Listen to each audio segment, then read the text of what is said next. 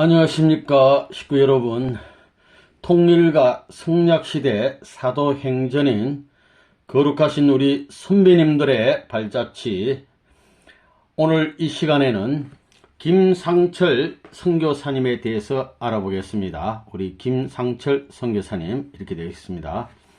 다윗의 사명받고 해외 선교 일선에 이렇게 되겠습니다. 간단히 양력을 보시면 1915년 11월 서울에서 나셨습니다. 1939년 연희전문학교, 요새 말로 하면 연세대학교를 영문과 졸업하시고 1954년 1월 통일교에 입교하시고 1954년 8월 선교 임무를 띠고 영국으로 가셨습니다. 선교사.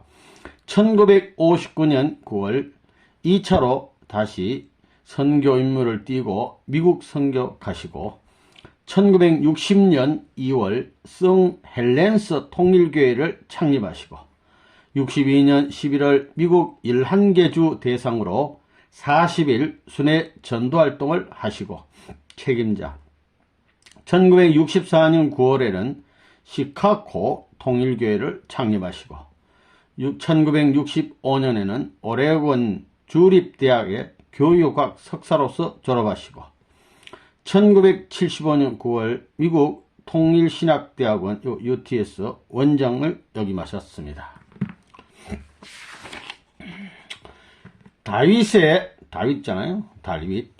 사명을 받고 해외 선교 일선의 김상철 우리 선교사님 되겠습니다. 먼저 선교사님 사진 몇 장 보시면, 이때가 언제냐면은 1974년 요 방송에 나와서, 이 사람은 진행자고 여기 아버님 참아버님 계시고 여기 바로 이분이 김상철 선교사님입니다. 요 인터뷰하는 장면입니다. 이 양반이 뭐 아버님에 대해서 연기에서는 무슨 말을 하냐, 메시아를 어떻게 만나냐 이런 거 질문하면 아버님이 한국말로 답변하시고 김 선교사님이 또 영어로 이게 통역을 이렇게 해주시는 장면입니다. 근데 이 진행자가 담배를 피우면서 해요. 그리고 이제 아버님 말씀 참 이렇게 웃으시면서 이렇게 해주고, 김 선교사님이 메모하면서 통역하시고, 또 이 통역하는 장면입니다. 아버님도 웃으시고, 이렇게 생기셨습니다. 아버님보다 연세가 세상 연세로는 5살 위죠. 김상철 선교사님. 아주 훌륭하신 분입니다. 아버님과 같이 옆에 계시는 통역하는 장면 되겠습니다. 그럼 수기를 읽어 보겠습니다. 입교 전 신앙과 가정 배경. 나는 1915년 âm력 11월 9일 서울에서 2대 독자로 태어났다. 집안이 초종교의 배경을 가지고 있었는데 아버지는 기독교, 할머니와 어머니는 불교와 유교와 관계 맺고 있었다. 집안에는 관상과 도사, 영통인, 불교의 법사 등의 왕래가 빈번했다. 가정이 대단해요. 특히 할머니께서는 내가 귀한 손자인 만큼 명산대차를 찾아다니며 나의 부귀 공명을 위하여 많은 치성을 드렸다. 할머니 불교 믿으니까. 또 종교적인 정성뿐만 아니라 육신적으로도 한방의 보약과 귀한 산삼까지 구하여 나에게 먹였다고 한다. 할머니의 이러한 신앙심과 자애로움은 성장기에 나의 종교의식과 신앙생활에 깊은 영향을 주었다. 어머니는 17살 때 아버지 당시 15세, 아버지가 나이가 2살 작아요. 결혼하여 서울 시내 지금의 종로구 교동국민학교 근처에 살았으며 나는 여기서 태어났다. 이 종로구에서 태어났어. 어머니께서 나를 임신하였을 때 꿈을 꾸셨는데 바다에서 용이 나와 하늘로 올라가는 모습을 보았다고 후이 친히 말씀하셨다. 귀한 사명을 하실 분이에요. 국민학교 시절 나는 부모님과 할머니를 따라 강원도 인제에 가서 수년을 지냈다. 몇 년 지냈단 말이에요. 나는 그곳의 아름다운 산과 강들을 친구로 삼아 정서를 기르고 명상을 좋아하는 나의 성품도 길러진 것 같아. 강원도에서도 서울에서도 서울로 와서는 인현국민학교를 거쳐 시문고등학교를 나오고 연희전문학교 영문과에 들어가서 1939년 4년을 마쳤다. 학교를 졸업한 후에는 조선공업협회 군산에 있어요. 전북주재관으로 1945년 해방이 될 때까지 근무했다. 군산에 가서 이제 근무를 한 겁니다. 그 무렵 아내 강의홍을 만나, 아내분이 강의홍 사모님인데 만나서 1942년 1월 6일 경북 김천, 처가가 김천이요, 황금동 교회에서 결혼식을 올렸다. 1945년 한국 해방과 1950년 6.25 동란을 그곳 군산에서 맞으면서 나는 언제나 기독교와 불교, 더 나아가 모든 종교의 역할을 희구하고 있었다. 그리하여 주일이면 낮에는 교회에 나가서 기도를 하고 저녁이면 집에서 영통인이나 불교의 법사들과 함께 대화를 나누곤 했다. 지금으로 말하면 소위 에큐메니컬 운동을 한 셈이다. 아버지는 기독교, 엄마는 불교니까 가정의 초종교를 이룬 거예요. 그러니까 해방 때나 6.25 터졌을 때나 군산에 계셨다 말입니다. 6.25 동란과 피난 생활에서의 영적 체험. 1950년 6.25 사변 발발 시 나는 중앙청 직속 재무부 국고지출관으로 전북 전주에 있었다. 인민군이 전라북도까지 진주하자 정부 기관과 국군이 전주를 떠나 전라남도로 후퇴하게 되었다. 나도 피난민의 신세로 국군을 따라가는데 남원에서 함양으로 넘어가는 높은 제와 산기슭에서 인민군과 지리산에서 내려온 빨치산에 의하여 피난민의 남하하는 길이 차단되어 피난민과 국군이 당황하게 되었다. 갇혀버렸어. 이런 혼란 속에 나는 심각히 오랫동안 명상기도를 하였다. 순간 환상이 보이기 시작했다. 자색 옷을 입은 인자한 할아버지 한 분이 나타나서 모든 사람들이 가려는 그 길로 남아하지 말고 이 산길 속에 있는 청룡사에 머무르라 하고 사라졌다. 나는 환상에 나타났던 할아버지의 말을 믿으면서 많은 사람들이 가는 길을 따라가지 않고 청룡사라는 절에 머무르게 되었다. 상식적으로 생각할 때는 산길 속에 머무르는 것이 매우 위험한 일이며 남아하는 것이 안전한 일이었다. 그러나 나는 이런 상식적 판단과는 정반대의 결정을 내렸던 것이다. 일시 도사로 가정하여 성녀옷으로 바꿔 입고 청룡사의 성녀의 도움을 받아 그곳에서 지내게 되었다.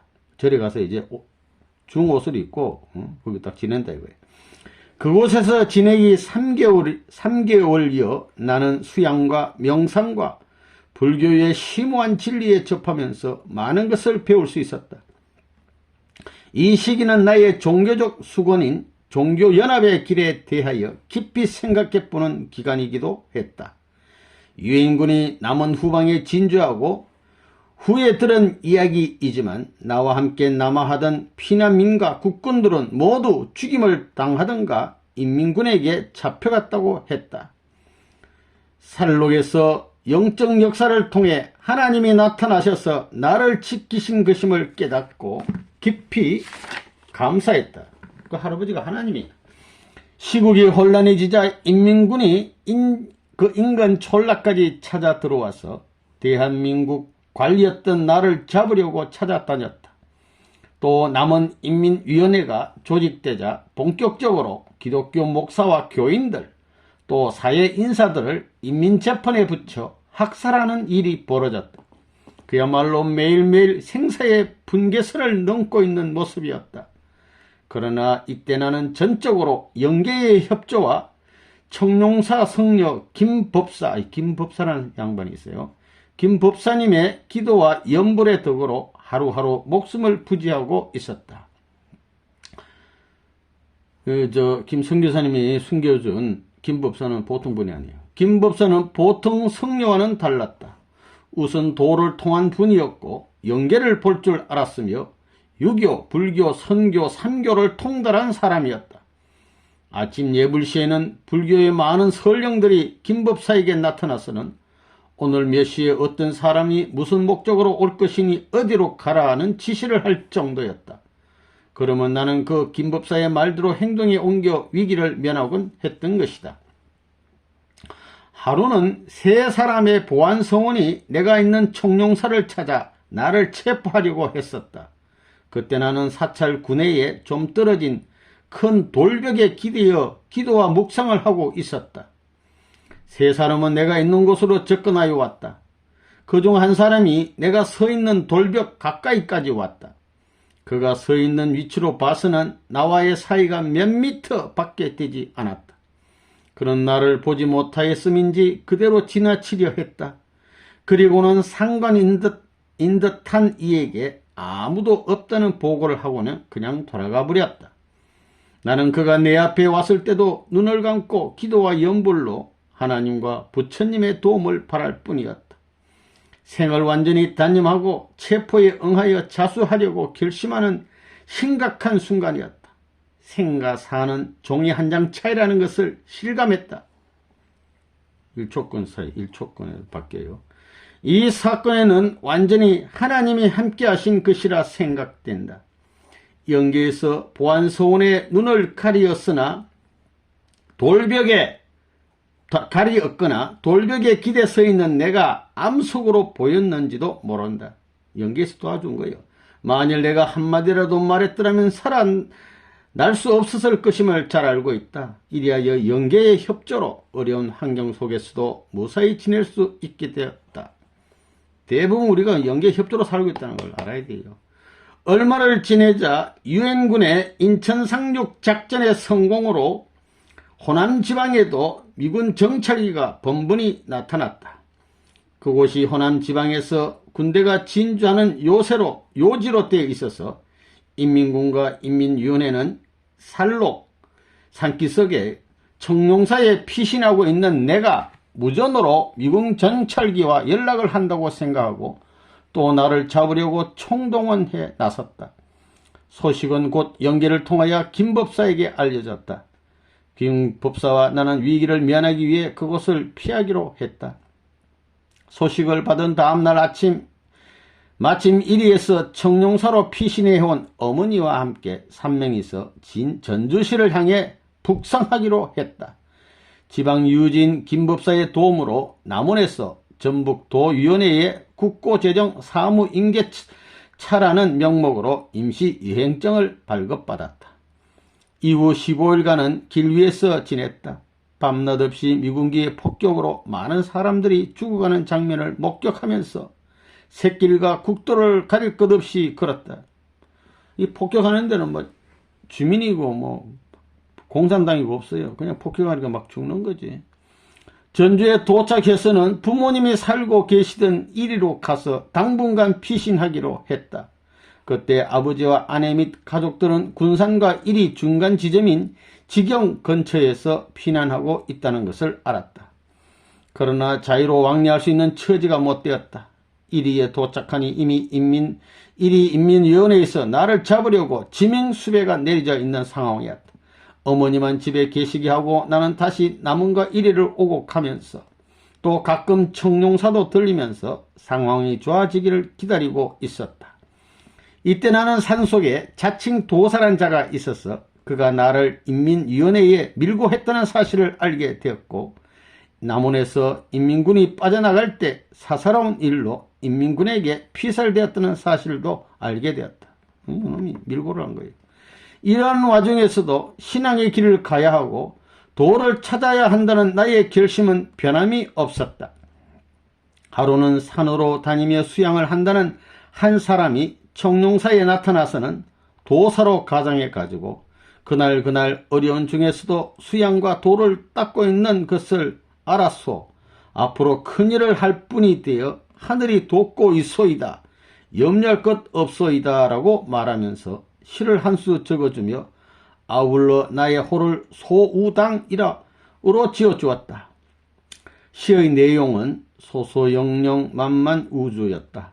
아마도 나의 영이 밝고 맑아서 우주에 가득 찬다는 뜻일 것이다.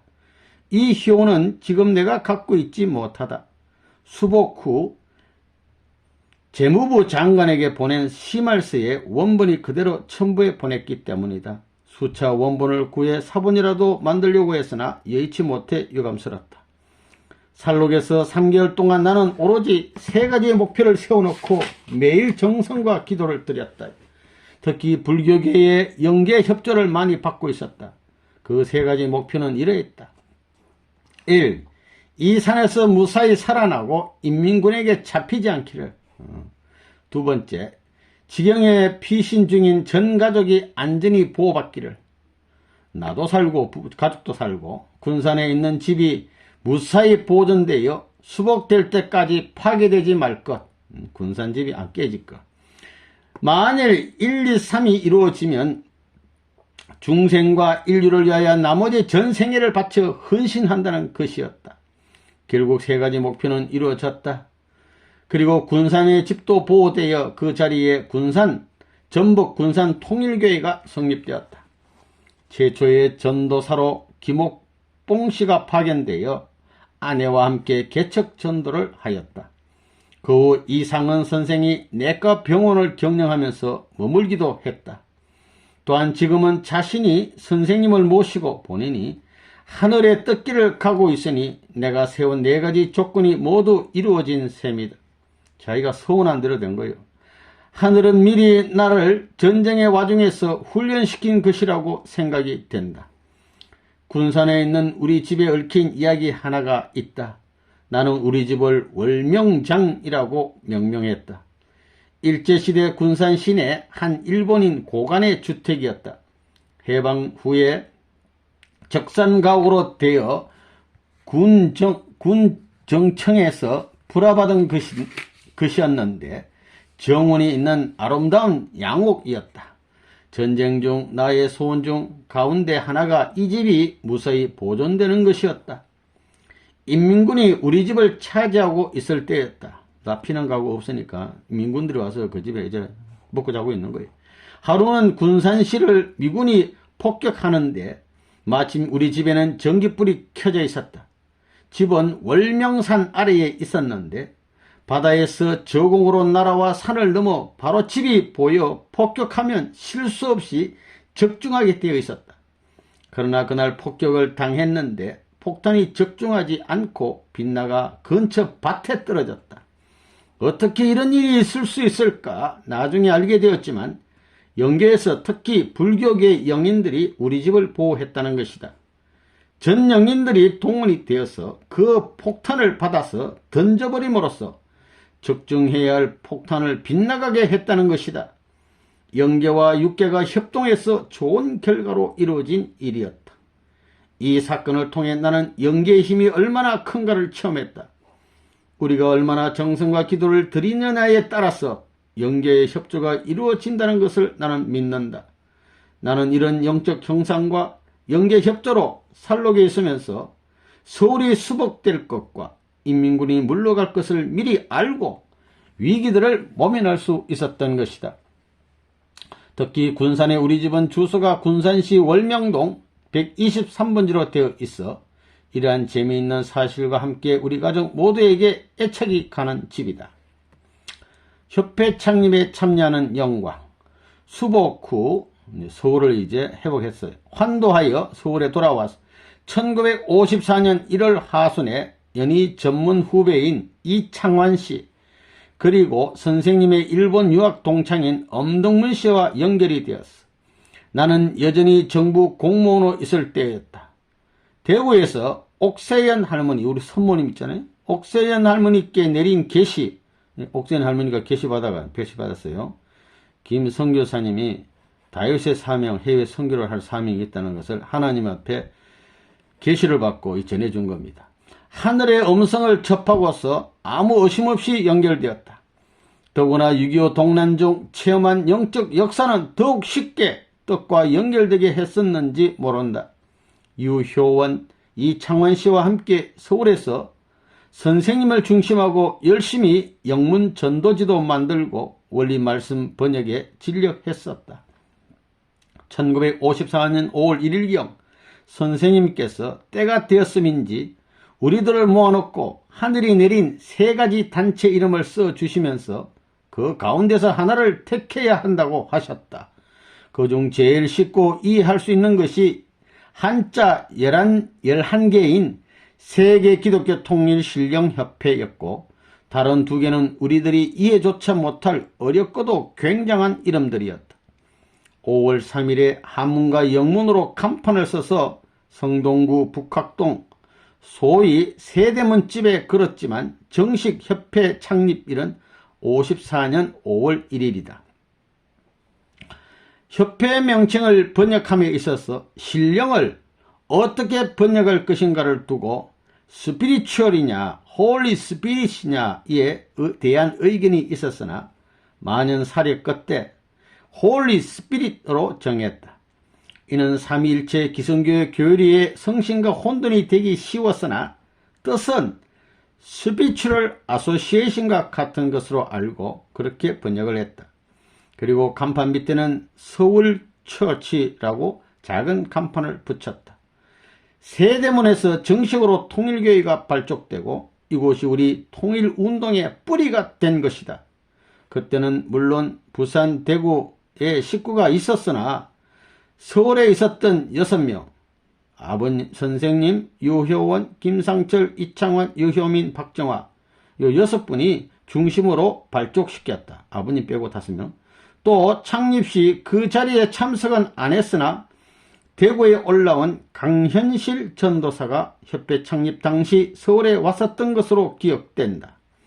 창립할 때는 이렇게 분일이 계셨다 이 말입니다.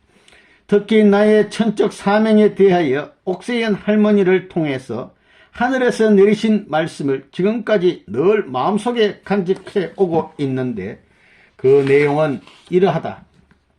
1954년 2월 대구에서 일어난 일이었다.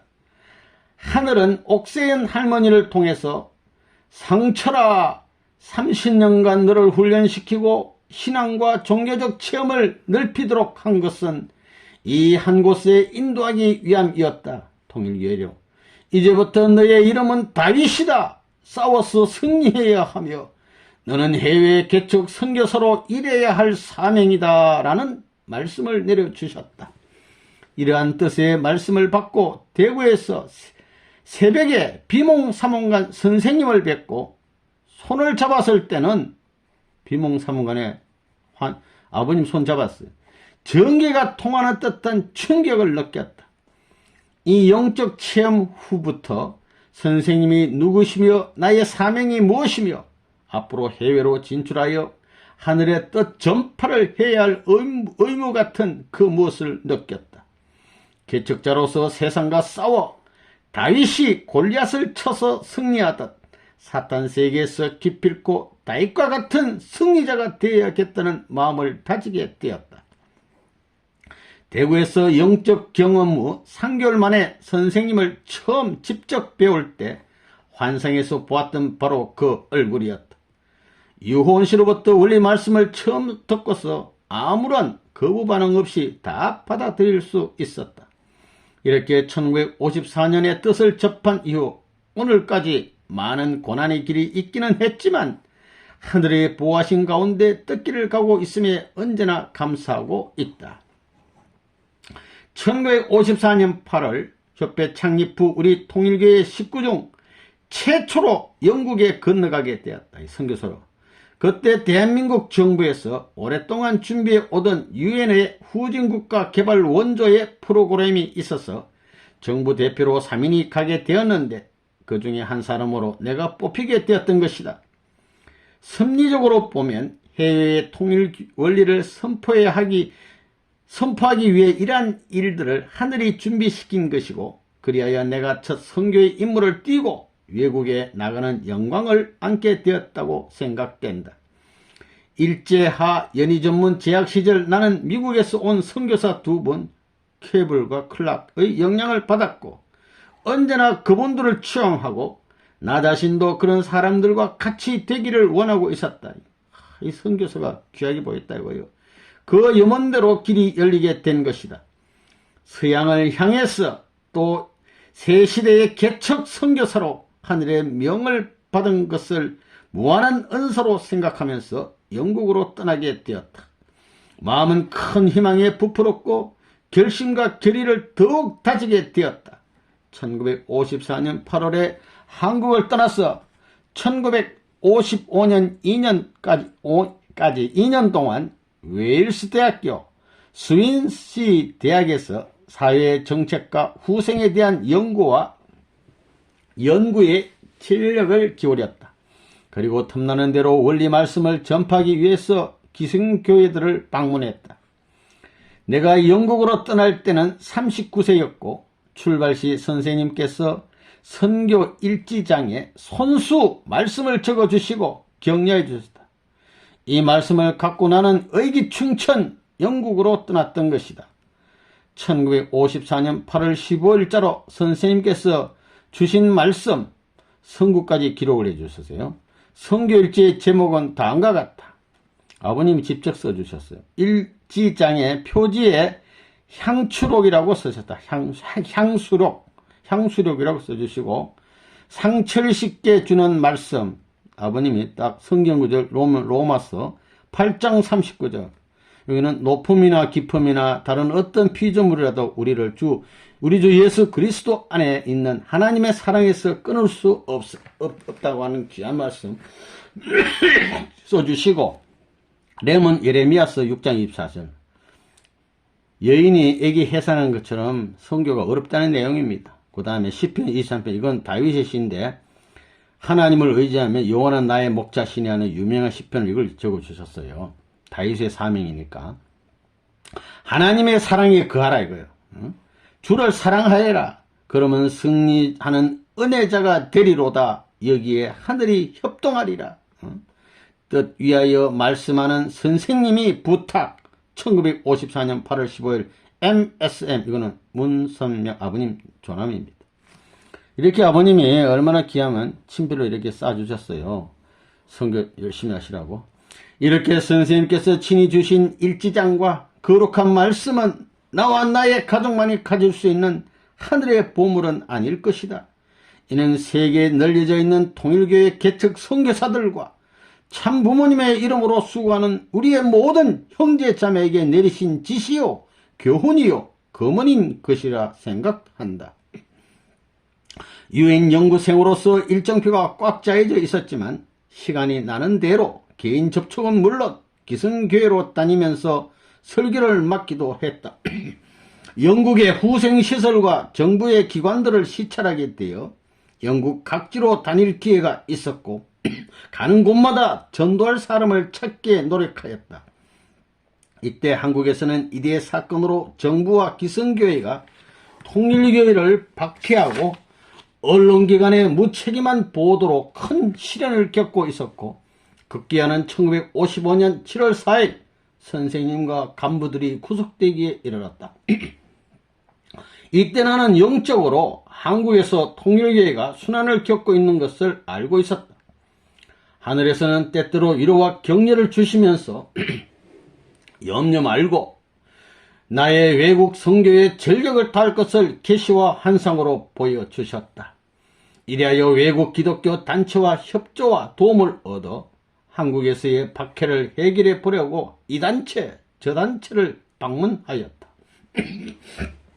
1955년 8월에 국제사도교회의 연차대회가 웨일스에서 열리게 되었는데 총회 의장과 미리 교섭 연락하여 잠깐 인사말씀과 한국에서 새로운 문선명 선생님 중심으로 전개되는 청년 기독교 운동에 대하여 소개하겠다고 간절히 호소하여 10분간의 시간을 허락받았다. 그날이 1955년 8월 3일 중요한 날이었다. 25분 동안 말씀을 하게 되었다. 3,000여 명의 사도교회의 지도자, 세계 선교 부장, 평신도, 또 단상에 60여 명의 대표 목사가 앉아있는 곳에서 말씀을 하게 되었다. 용맹해요. 단상에 올라간 나는 문선명 선생님을 중심한 운동은 새로운 종교 운동으로 사도교회 같이 하늘의 뜻에 의하여 움직이고 있다. 예언과 새로운 성경 해석, 부흥회에 애쓰는 성령의 역사가 일어나고 있다. 그러나 미국에서 한국으로 온 선교단과 기성교회는 정부와 교단과 언론기관을 총동원하여 박해하고 있다. 세계에 널려진 양심 있는 성도들은 곧 조사단을 보내고 사도교회의 선교부를 설치해야 하는 것이 하나님의 뜻이 아니겠는가. 이를 위해 지금 내가 영국에 온 것이다 라고 열변을 토했더니 의외로 큰 반응을 불러일으켰다. 이 일로 해서 이사회와 각국 대표들이 감격해서 1956년에 세계 사도교회 극동 선교부가 있는 호주에서 대표로 요수아 맥케이브 목사를 한국에 보내게 되어 6월에 와서 80일 동안 머물면서 원리 말씀을 배우고 집회에 참석하고 모든 것을 관찰하고 조사하였다. 그때 맥케이브 목사는 정석천 장로님 때에 유하였는데 우리로서는 극진한 대우를 해주었다. 변소 시선이나 방을 다소 서양 사람에게 맞게 꾸미느라고 하긴 했으나 불편한 점이 많은 환경이었다. 이때는 이미 1955년 10월 4일에 선생님께서 무죄로 석방되시어 교회를 재정비하는 중이었으나 외국에서 온 손님은 우리의 큰 희망이며 기대였던 것이다. 나는 그때 외무부에 근무하게 되었다. 김영문 씨는 이대를 사임하고 영문 원리를 쓰는 중이었고 최원복 선생도 역시 이대에서 사임하고 전력으로 교회 일을 돕는 중이었다.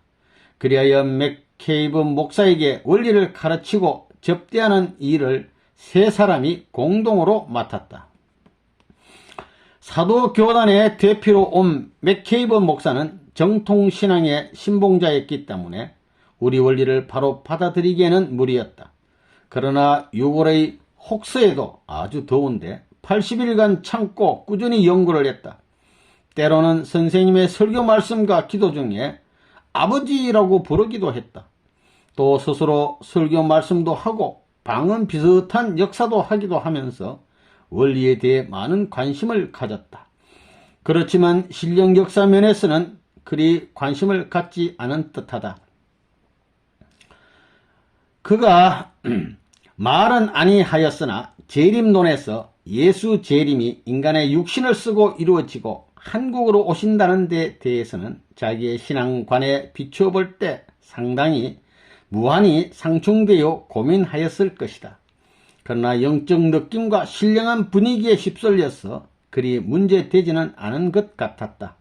무사히 80일간 수련을 받으면서 기독교 역사 2000년을 한때 묶어서 말씀을 듣고 간 셈이었다. 그야말로 누구보다도 처음으로 원리 말씀을 접한 외국인이었고 또 깊이 공부했던 분이었다.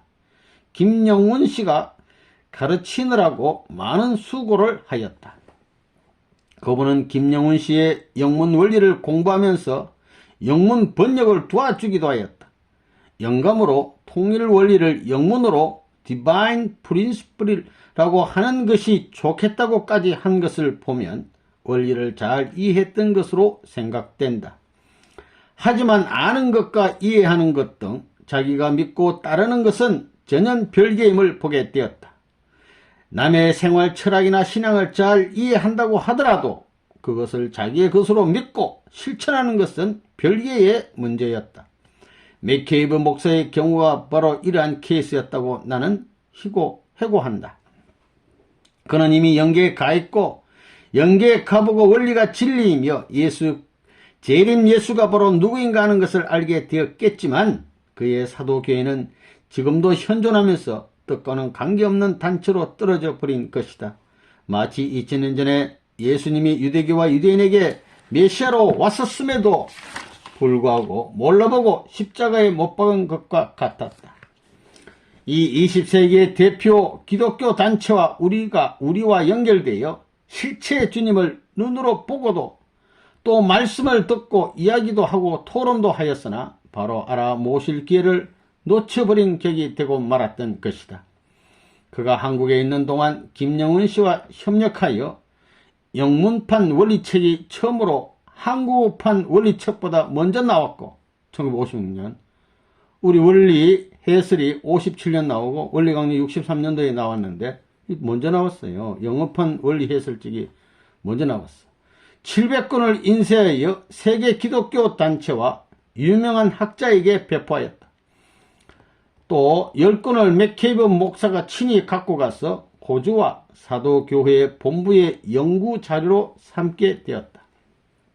맥케이브 목사가 약속대로 80일 만에 돌아간 후 그는 사도교회 이사회에 우리 교회와 우리의 건의를 제출했다. 건의 내용은 사도교회 선교부를 한국에 설치하는 것이었다. 동건의안은 사실상 좌절되어 버렸다. 사도교회 이사회에서 나온 최종 결의안은 교리의 상반됨을 듣고 우리 단체가 저들의 교리를 받아들인다면 선교부를 설치하겠다는 조건이 붙었기 때문이다. 이리하여 외국에서 우리를 도울 수 있는 기독교 단체를 얻는 제1차 목적은 이루어지지 못했던 것이다. 그로부터 2년이 지난 후 선생님께서는 외국 선교의 제2차 단계로 1958년에 최봉춘 씨를 일본에 밀양시켜 개척 선교사로 보내시고 1959년 1월에는 김영훈 씨를 미국에 개척 선교사로 보내셨다. 또 1959년 같은 해 9월에 나를 2차로 미국 선교사로 보내주셨다. 이리하여 일본과 서구 사이의 대표국인 미국의 원리 말씀이 상륙된 것이다. 1959년 9월 18일 침례교 신학교 신학생의 자격으로 미국으로 건너갔다. 이후 미국 서부 7개 주를 담당하여 1972년까지 갖은 노력을 다하였다. 7개 주는 오레곤, 워싱턴, 아이다호, 와이오밍, 일리노이즈, 유타, 캘리포니아 주였다. 그런데 1962년 신학교 졸업을 2주일 앞두고 성경연구회와 원리연구회에서 원리를 소개하면서 자신이 신분이 선교사임이 알려지게 되어 학교로부터 퇴학 처분을 당하는 사태가 벌어졌다. 더욱이 이민국으로부터 강제 송환을 당해야 할 처지가 되고 말았다. 그러나 하늘의 도움으로 자진 퇴학하는 것으로 하여 이 대학 저 대학을 옮겨 다니면서 강제 송환만은 당하지 않기 위하여 가진 노력을 다했다. 이 어려운 고비는 오히려 전화위복이 되어 미국에서 많이 배우고 경험하고 지금에 와서는 그 고생이 교회 청년들의 신앙을 지도하는 데 많은 도움이 되고 있다. 1965년도에는 오레곤 주립대학에서 교육학 석사를 얻었고 1967년 연방정부의 청년지도 계획의 일환으로 설립된 잡코프스 트레이닝 센터의 카운셀러로 취직을 하게 되어 1970년까지 근무했다. 그 후 미국 국회의원의 도움으로 영주권을 얻어서 전 가족을 이민시킬 수가 있었다. 이민국가의 싸움에서 승리한 것이다. 김영훈 씨와 박보희 씨는 동부 지역을 맡았고 서부 지역은 나와 최봉천 씨가 맡아서 1972년 선생님이 오실 때까지 미국 선교에 전력을 쏟았다. 선생님께서 미국으로 건너오신 후로는 4명의 선교사의 일을 합하시고 직접 지도하시어 1959년부터 1971년까지의 선교사의 개척시대는 막이 내린 셈이 되었다. 선생님이 새로운 방법과 지침으로 미국 선교의 재반일을 이끌어 나가시게 된 것이다. 성 헬렌스 통일교회 헌당. 다시 1960년대로 돌아가서 몇 가지를 살펴보기로 한다. 1959년 9월 18일 미국으로 건너와서 눈물과 피 흘린 노력으로 이듬해 1960년 2월 2일 상호 6시 나의 미국인 3위 기대인 존 슈미드리 씨와 피어슨 씨와 함께 성명서를 채택하고 아울러 교회 헌당식을 가졌다. 이름은 성 헬렌스 통일교회라 붙였다. 교회는 총면적 6에이커 약 7,344평 대지 속에 10여 동의 건물을 포함하고 있었다. 아주 큽니다. 헌당식을 거행하기 위하여 세 사람이 3일간의 성별된 생활을 통하여 특별 준비 기도와 회개의 기간을 가졌었다. 이후 이곳에서 성헬렌스 성경연구회를 조직하여 말씀의 무장과 그 전파에 세 사람이 힘을 합해 노력했다. 헌당식에서 선서된 성명서의 내용은 다음과 같은 것이었다. 우리는 하나님 아버지의 임재하신 가운데 성헬렌스 통일교회와 성헬렌스 성경연구회 창설에 관하여 1960년 2월 1일 뜻깊은 역사적인 날에 다음같이 선언한다. 1. 말세가 가까움에 따라 우리 기독 성도들은 더욱더 열심히 기도하여야 할 것이며 성도 간의 친교 활동이 요청된다. 2. 성세는 심한 뜻이 있음에 비춰 우리에게는 하나님 아버님이 태초에 세워놓으신 원리를 발견케 위하여 계속적인 연구와 탐구가 요청된다. 3. 상기 이양의 목적을 위하여 우리는 초교파적으로 행동하여야 하며 전적인 책임을 완수하기 위하여 삼위기대의 원칙으로 서로 일한다. 1960년 2월 1일 한스 존 스미트리 버논 피어슨 김상철 두 차례의 심령대 부흥회 1961년 12월 14일부터 62년 1월 6일 사이에 성헬렌스 이제 교회를 다 이제 세워놨으니까 또 부흥해야죠. 성헬렌스 통일교회와 성헬렌스 성경연구회 및 포틀랜드 통일교회 공동 주체로 두 차례의 심령대 부흥회를 개최했다. 1차 부흥회는 61년 12월 14일부터 17일까지 4일간 오레곤주 성헬렌스 남방 1마일 지점에 있는 맥널티 모텔 강의실에서 매일 밤에만 이용하여 저녁 7시에 개최했다. 부흥회에서 전체적인 모임의 주관과 성경 연구 시간은 내가 직접 담당하였고 원리 강의는 피어슨 씨와 존슨 씨 또 웰치 여사가 맡았다. 동부흥회의 주제는 새 시대를 위한 새 소식 New Message for the New Age로서 초교파적으로 개최되었는데 사회의 주목을 끌어 많은 청강자가 나왔다. 특히 센티널 미스트지에 크게 그 기사가 보도되었고 더 오리건한지에 광고문이 실리기도 했다. 그 제2차 부흥회는 해를 바꾸어 1962년 1월 3일부터 6일까지 4일간 포틀랜드 통일교회 주체로 매일 밤 7시 YMCA 예배당에서 제1차 부흥회 때와 같은 주제와 제목으로 원리 강의를 실시했다. 부흥회는 항상 4일간씩. 강사는 제1차 부흥회 때에 나를 포함 3사람 외에 포틀랜드 통일교회의 스미즈 씨가 가담하였다. 이번 부흥회에서도 센티널 미스트지와 더 오르간난지의 부흥회 예고 기사가 연 4일간 크게 나갔다. 두 차례의 심령 대부흥회를 통하여 나는 이렇듯 벅찬 말씀 전파의 행소로 말미암아 계속하여 미 대륙 전체와 나아가 전 세계에 널린 인류에게 복음의 말씀 전파되기를 기원했다. 그 다음 시애틀에도 교회 헌당. 1962년 11월 10일 워싱턴주 시애틀에 교회가 설립되어 시애틀 통일교회라고 명명했다. 그 헌당식을 거행하였다. 동년 1월 나의 주도 밑에 포틀랜드 교회의 식구들이 부흥회를 열었다. 그때 말씀에 접한 한 사람인 힐스 부인을 중심으로 교회가 설립되게 되었다. 부인은 루트 교회의 중견 신자로 사회적으로도 지도층에 있는 저명 인사였다. 처음부터 끈기 있게 말씀 연구에 임하여 주었고 마침내 통일교회의 입교 귀에 보기에 이르자 동료 젠들리 부인과 뮬렛 부인도 함께 교회에 들어왔다.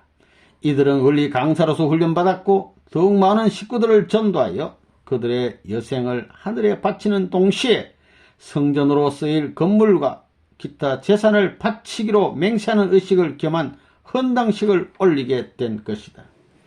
결심하면 자기뿐만 아니라 재산도 바치고 이렇게 되는 겁니다. 3차에 걸쳐 40일간 연속적 전도 순회 1962년 11월 21일부터 12월 31일까지 3차에 걸쳐 포틀랜드에서 시카고에 이르는 11개 주를 대상으로 40일간의 순회 전도 활동을 벌였다. 제1차는 아이다호주, 제2차는 몬타나주를 중심한 인접주와 그 주요 도시를, 제3차는 멀리 일리노이주의 시카고시를 연하는 그 연변 각주와 주요 도시들을 두루 찾아 말씀을 전했다. 미국이 굉장히 넓은데 그걸 막 말씀을 전하고 다녀요.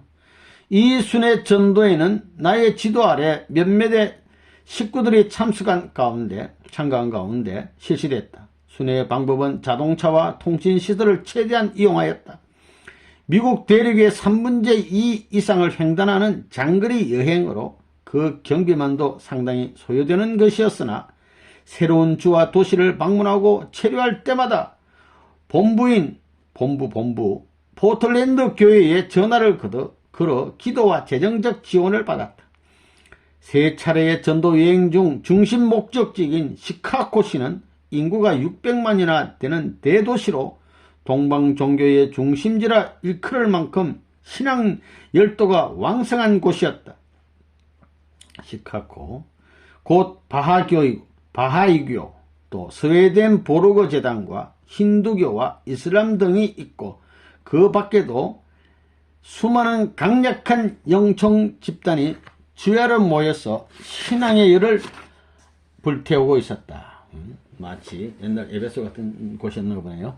우리들이 가는 곳마다 영통인들의 증언을 접하였는데 시카고에서는 있은 몇 가지 사실을 들어보면 다음과 같다. 1. 당신들의 이번 전도 사명은 그 의의가 크고 토대를 닦는 일이 중요하다. 이런 전도를 하니까 막 이런 증거를 받았다는 겁니다. 머지않아 이로 인하여 미국에 큰 정신적 계획을 가져올 것이다. 2. 새 시대의 의인이 동방에서 나타나서, 동방에 나타나는 예언되어 있잖아, 하나님의 뜻을 이룰 것이다. 3. 김상철 선교사가 많은 제자들을 데리고 있는데 머지않아 함께 일하게 될 것이다. 이런 증거를 받았답니다. 시카고에도 교회 창립. 1964년 6월 1일부터 8월 31일까지 예년의 방식대로 장거리 순회 전도의 기간이었다. 이 순회 전도는 한국에서의 하계전도 규례에 따른 것이며 매년 큰 성과를 거두어 온 전도활동이었다. 전도반은 모두 3개 반으로 편성하였고 선교본부는 오레곤주 포틀랜드 교회로 하였다. 본부는 오레곤주 포틀랜드고 7월 17일부터 각 반은 미국 동부 일대를 3지역으로 나누어서 전도활동을 벌였는데 9월 1일 일리노이주 시카고에 모두 모여서 시카고 통일교회 창립식을 겸한 교회 헌당식을 가졌다. 한편 이번 4개 순회 전도 기간 중 워싱턴주 시애틀 통일교회에서는 영어 원리 강의 전편이 완성되어 이날을 기념하여 이를 선생님께 봉정하는 식을 갖기도 했다. 또 웰치 부인은 시카고에 이르는 장거리 전도 여행에서 남자나 혹은 젊은이를 무색할 정도의 정력을 발휘하여 손수 찝차를 운전해냈다. 이렇듯 시카고에다 교회를 세우겠다고 나선 대원들은 근 3,000마일의 장거리를 주파기까지 그 도중에 있는 도시마다 혹은 기회가 닿는 대로 전도를 하였다. 유숙도 여관이나 모텔에 들지 않고 공지에다, 공공장소에다 천막을 치거나 아니면 그냥 차내에서 혹은 풀밭에서 또는 공원 같은 데서 밤을 지내기도 했다. 이 장거리 여행 중 영적인 협조도 많이 받았다. 그중 한 가지를 들어보면 다음날 아침의 노정이 시작되기 전에 차들에 대한 상세한 고장 예시가 전날 밤에 내려지는 것이다. 예시에 따라 수선 공장에 가서 보이면 꼭 예시 그대로여서 수선을 해가지고 사고를 미연에 방지할 수 있게 된 것이다. 좀 더 상세한 경우에는 하늘이 사고 위치 및 차의 운행 속도까지 지시해 주시어서 아무 탈 없이 전도활동을 펼칠 수 있었다. 자동차의 결함으로 사고 날 것도 미리 예방해주고 계시를 줬다 인 겁니다. 즉 간접으로 참여한 개척 국제기동부흥단 International One World Crusade IOWC 선생님의 희망의 날 Day of Hope 캠페인을 1972년에 친히 본격적으로 전개하실 때였다. IOWC 기동대를 조직 동원하셨는데 8대 도시, 21개 도시, 32개 도시에 선풍을 일으키실 때 대회마다 선발대 조직과 TV와 라디오 인터뷰 등 모든 것을 내가 직접 지휘 감독했다.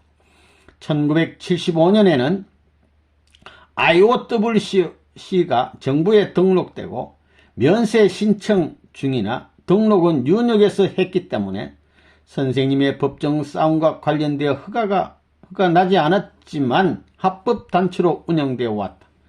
계속 내가 회장 일을 맡아왔고 그간 시행해온 우선 큰 사업으로 Day of Hope 1, 2, 3권이 IOWC 이름으로 출판되었다.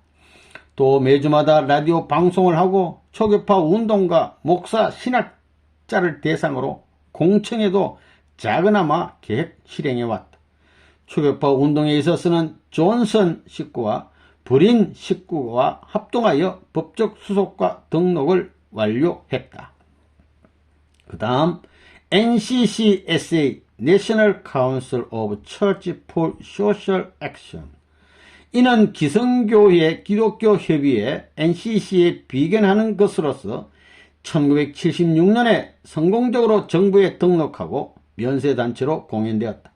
지금은 다른 사람들이 운영하고 나는 이사로서만 참여하고 있다. 전국 목사 공청회도 계획 실행되고 있고 효과도 크다. 그 다음 국제구호 친선재단 인터내셔널 릴리프 프렌드십 파운데이션 선생님께서는 1974년부터 우리 통일교회에 사회사업과 구호사업이 필요하다고 생각하시고 존슨 식구와 스탠다드 식구와 나를 세우시어 비밀리에 뉴욕주 이외의 주에 등록을 하게 하셨다. 이후 발전하여 1979년에 와서 완전히 정부에 공인된 단체로서 면세 특권을 허가받고 현재는 우리의 외국 선교부와 연결이 되어 세계적인 활동으로까지 발전되었다.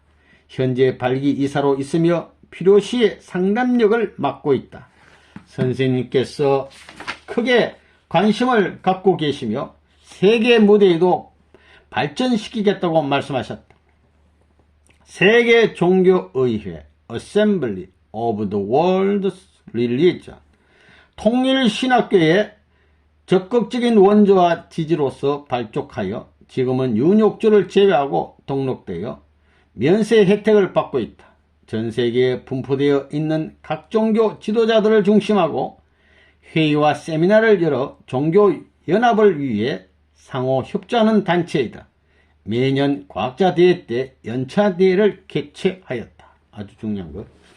통일신학대학원 1975년 9월 20일에 창설되었다. 대학원 그레듀에이트 스쿨도 인가 신청을 했으나 취소당했고 1975년부터 내가 원장을 맡고 있다. 이 신학교는 뜻발전의 산실의 역할을 하기 위하여 많은 단체들과 연결되어 탄생되었고 여러 단체들과 더불어 많은 사업을 펼쳐나가고 있다. 사업들 중 몇 가지를 들어보면 뉴에라 운동, 이건 세종교일치 연구라는데 에큐메니컬 리서치 아소시에이션 준말입니다. 세계 종교 청년 세미나, 하나님 회의, 문선명 연구소 등등이 있다. 그러나 이러한 사업들이 너무나 방대한 것들이기 때문에 IRF, 이건 국제종교재단인데 설립하고 실무적인 일은 이곳에서 해나가고 있다. 여기서 총관리한다는 얘기. 비록 많은 단체가 설립되고 있지만 신학교의 교수와 학생들, 졸업생들은 직간접으로 각 단체가 펼치는 사업에 참여를 하고 있는 것이다. 김상철 선교사님 이런 큰 일을, 많은 일들을 미국에서 계속 해오고 계십니다. 아까 추가로 조금 우리 김상철 선교사님의 양력에 추가하면 이렇게 됐습니다. 이후에 어떤 일들이 벌어졌냐면 1954년 5월 1일 협회 창립에 아까 내용도 있습니다만은 5의 창립위원이 있는데 세계기독교통일신령협회 창립 5인 중에 한 분이었고 1961년 5월 15일 우리 김상철 선교사님은 강의홍 여사님과 36가정 축복을 받으셨어요. 그리고 아까 있는 대로 미국 통일신학대학원 UTS인데 초대 총장이죠. 지금 한 20여 년을 역임하시고 후에 계속적으로 명예이사장과 IOWC 회장으로 그 이후에도 활약해 오셨고 2011년 11월 8일 철력 10월 13일 날 성화하셨어요. 이때 성화식이 1년 전에 사모님을 먼저 성화하셨죠. 성화하시기 전에 김사경 선생님이 어떻게 했냐면 큰 소리로 돌아가시기 이제 막 숨 넘어갈 입장인데 천재인 참부모님 억만세 하고 소리를 질렀다는 거예요. 그리고 훈독회, 이분이 훈독회를 굉장히 소중히 여기신 분이에요. 아버님 말씀 훈독회라 이거야. 훈독회하고 의식을 잃었다가 그 다음날 돌아가셨어요. 그래서 이 보고를 받고 성화하셨는데 아버님께서 축 참부모님 조국 창건 충효 대표자 김상철 입본이라는 귀한 효를 하사하셨어요. 그래서 지금까지는 우리가 성화식을 했는데 이분부터 아버님이 실체 말씀 승리의 기준도 있고 세계적인 승리의 기준 계셨습니다만은 성화식까지 했는데 이분이 1호로 성화식을 해요. 김상철 선교사님은 성화식으로 하라 이거야. 그리고 1호 성화식이 되고 그 위에 모든 축복회장들은 이제 성화식을 하게 된 것입니다. 뜻길에 들어온 지 57년 9개월 만이었고 향년 97세로 성화하셨어요. 그래서 미국 뉴욕 베리타운에 있는 그 UTS 거기에서 미국 협회 성화식을 거행하시고 그 육신은 한국으로 모셔와가지고 파주 원전이라는 데 우리 있잖아요. 거기에서 2011년 11월 21일 오전 11시에 원전식을 해서 지금 파주에 계십니다. 1996년 1월 1일 참부모님 상 선교 부분 33년 공로로 받으시고 2004년 5월 1일에는 또 참부모님 상 받으셨는데 협회 창립 50주년 섭리노정 부문에서 받으신 귀한 분이에요. 자녀는 일녀 사남이 있는데 수키시란 분과 그 다음에 성수, 현수, 영수, 준수 이런 분이 계십니다. 아주 귀한 분이 오늘 귀한 활동을 보게 돼서 감사드립니다. 감사합니다.